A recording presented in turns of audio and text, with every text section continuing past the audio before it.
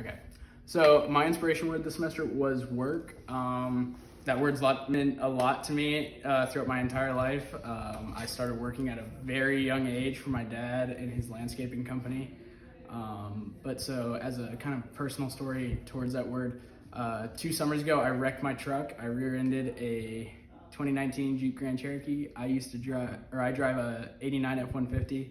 So you can imagine my 89 F-150 didn't stand up very well to a brand new car. I smashed in the entire front left corner. I spent the next 6 days putting it back together. It was a big example of work in my life. I spent literally, I don't know, probably 18 hours a day for 6 days.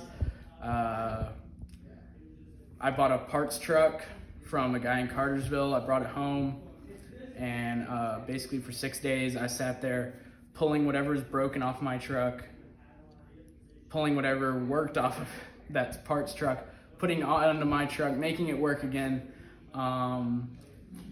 It was probably the biggest example of work in my life. I just genuinely spent all of 6 days, every waking chance I had. I couldn't stand the fact that that thing had fallen apart on me. I had actually just finished fixing it and gotten it running, and to a point where I could drive it daily as my daily driver. So I was devastated when I wrecked it, and I spent, I don't know, whatever 18 times 6 is, hours just pouring into that thing to get it going again.